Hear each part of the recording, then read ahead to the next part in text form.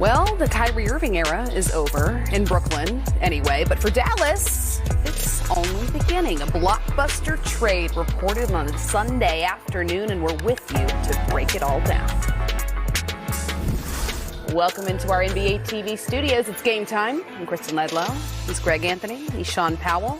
We do have games to talk about as well, and we are going to eventually. It is a 6-game Sunday. 4 are already underway or wrapping up.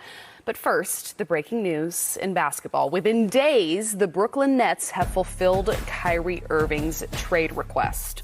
The details, as they've been reported, the Mavericks sending Dorian Finney-Smith, Spencer Dinwiddie, an unprotected 2029 first-round pick, and second-round picks in both 27 and 29 to the Nets in exchange for Irving and Markieff Morris. Ryan McDonough, former NBA executive and Phoenix Suns general manager, joins us now. Ryan, explain the process to me of a player's trade request to its fulfillment and all of what had to happen in the last 48 hours or so.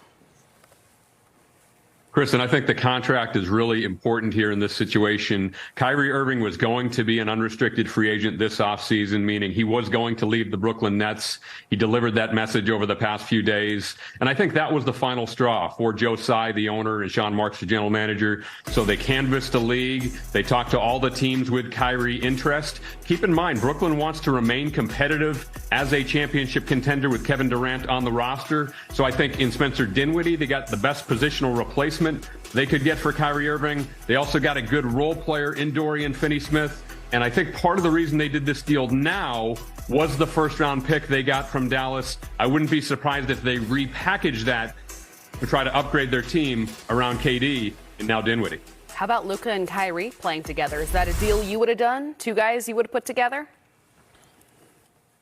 I don't think I'm the gambling type when it comes to Kyrie Irving. I look at his previous stops in the history, Kristen, between the Cleveland Cavaliers, the Boston Celtics, and now the Brooklyn Nets. He's 0 for 3 in terms of it ending well with those relationships. So I understand why Dallas did it, though. They've struggled when Luka's off the court or out of the lineup as he is now. They needed a second star, another shooter and playmaker. Certainly Kyrie Irving is that.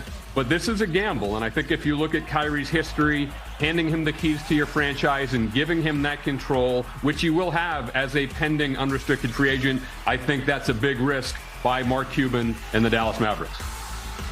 Hey, Ryan, the one thing about the risk, though, is they kind of put themselves in this position with how they dealt with Jalen Brunson. The fact that they weren't able to re-sign him when they had a chance prior to last season. And the reality is they had to find another mega star to play alongside Luka if they really wanted to have a chance to contend. And so while there is some risk, I don't know if there's any scenario where there wouldn't be some risk if you're going to have to find a superstar to pair alongside Luka. Excellent point, Greg. And it's becoming more and more difficult to get elite players in free agency. As the contract amounts have continued to go up, more and more players are signing early extensions. The recent trend is they're not getting to unrestricted free agency. So that leads either 2 avenues. One is you draft a young player and it takes a while for a player to develop. That does not match the timeline of the great Luka Doncic. Or you trade for a player and you get the best player you can. So it is a gamble for Dallas, but I think they do have downside protection. They only gave up 1 first-round pick. Dinwiddie was going to be an unrestricted free agent if he's not extended after next season. So this is a dice roll by the Dallas Mavericks. Nico Harrison, their general manager, and Jason Kidd, their head coach, have relationships with Kyrie. They think they can get through to him. And so there's no reward without risk. This is certainly risky by Dallas, but it is a roll of the dice for a team that, to Greg's point, had fewer options once Jalen Brunson walked out the door in free agency. Hey, Ryan, from Brooklyn's perspective, how tricky is it to trade a superstar in the middle of the season and he's going to become an unrestricted free agent? Is there a large universe for that, or is it kind of small? I think it depends on the player. Sean, I think if Kevin Durant were in play instead of Kyrie Irving, you'd have 28 or 29 teams lining up for a bidding war because of Kyrie's issues on and off the court, more off the court, frankly, than on the court. The issues extend, to the locker room, between the lines when he does play. We all know he's pretty darn good.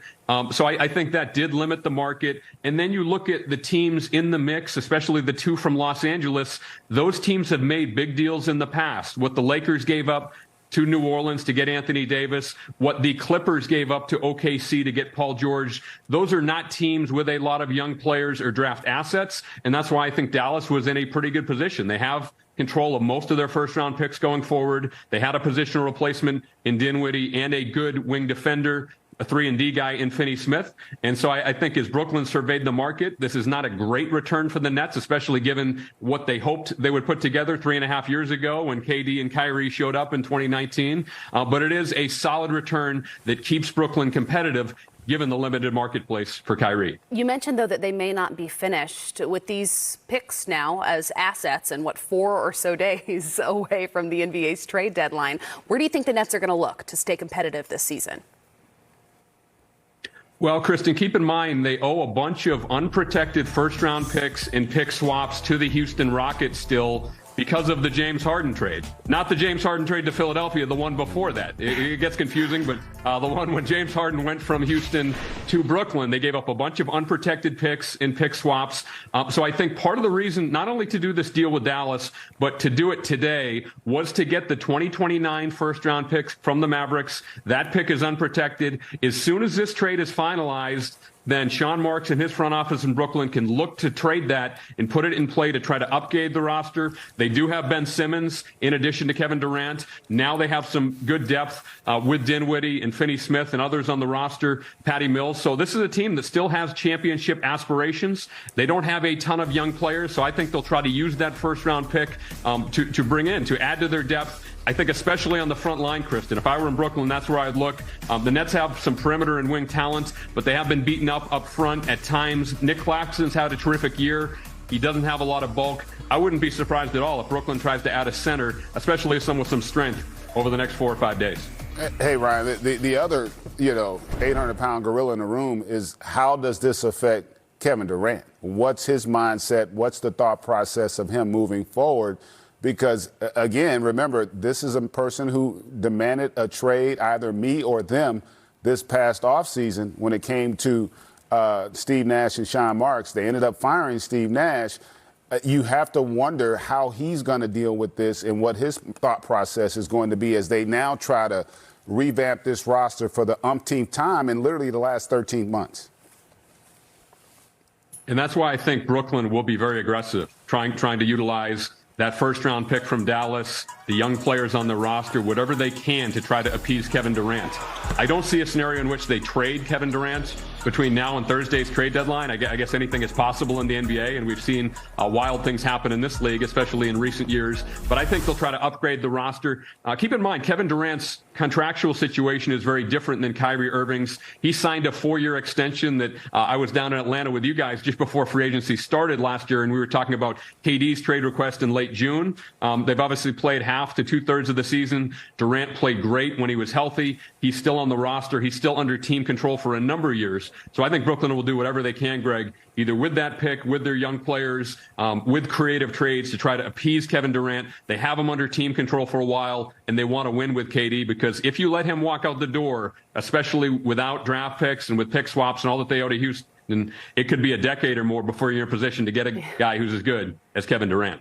Ryan, thanks so much for taking the time. You can take your blazer off, but just keep it nearby just in case, because there's no telling how much more we're going to need to call you over the next several days. We'll talk to you soon, undoubtedly.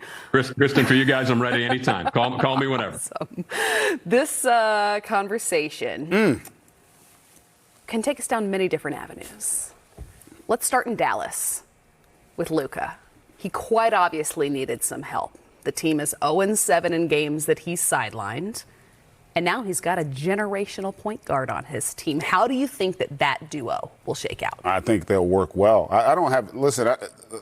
Everywhere Kyrie's been, he's played well. It's never been about the play. Right. The other stuff we can talk about at another time, but in terms of his ability to play, listen, he's going to be the best basketball player that Luka has played with since he's been on the Dallas Mavericks. And that's saying a lot when you factor in Luka's already played in the conference finals.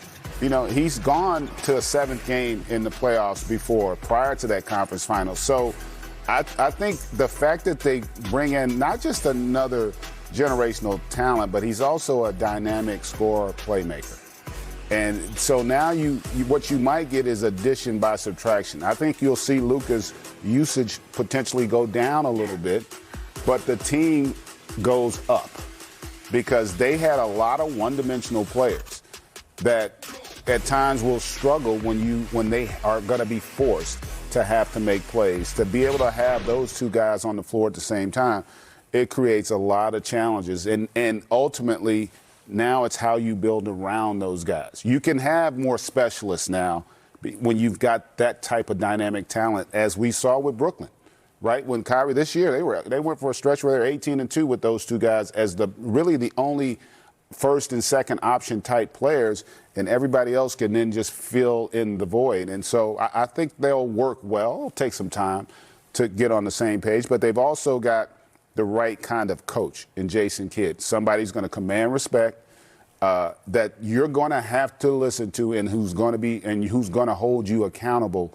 on the court. And so if I'm the Dallas Mavericks, for a team that's always, let's face it, they've been kind of cheap and really conservative over the last several years. That's probably the word they would prefer. Yeah, give Nico Harrison a lot of credit for being bold and going out there. Because, again, you owe it to your best player to give him a real chance. You know, otherwise, he's just going to keep putting up all these historic numbers, but they're going to be empty because you're not really going to be contending for championships unless you have some high-caliber talent to play alongside him. Sean, you've mentioned to me your concern several times this season about Luka's usage rate. We also were looking at the projected depth chart at this point. How does this move address each of those issues? Well, first of all, we're talking short-term here because KYRIE's not signed long-term. So anything we talk about with KYRIE and Luka and how it's going to work, we have to put that caveat in there. They've got to sign him to a contract extension. I don't think they make this deal unless they give him a 4-year extension. That's what he wants. Because he's an unrestricted free agent and he can walk. The Mavericks have made mistakes in the past regarding star players. Steve Nash. They did not pay Steve Nash. He leaves, he goes to Phoenix, he wins 2 MVPs, and Dirk all of a sudden is like, hey, where's Steve Nash? And so Dirk wins only 1 championship. So now, at the beginning of last year, they have a chance to keep Jalen Brunson, 4 years, $55 million. They don't do that. He walks and goes to the Knicks. So now you have KYRIE coming in. You got to pay him. You have to pay him, keep him happy, because now you're kind of, sort of, on the clock with Luka. Right. You know what? I'm sure that Steve Nash is relieved to know that's why we're talking about him today, right? Yeah. We love you, Steve. Can we look at the Western Conference standings? I just want to point out the parity thus far this season and show you how close these Mavs are, not just to staying well within the playoff picture, GA, but potentially having home court advantage in the playoffs. Yeah, home court advantage in the first round. I mean, let's have perspective, because 9.5 games, they don't have the time to make that up. Denver's too good, Memphis, those teams. But to your point, Chris, the fact that they could maybe get into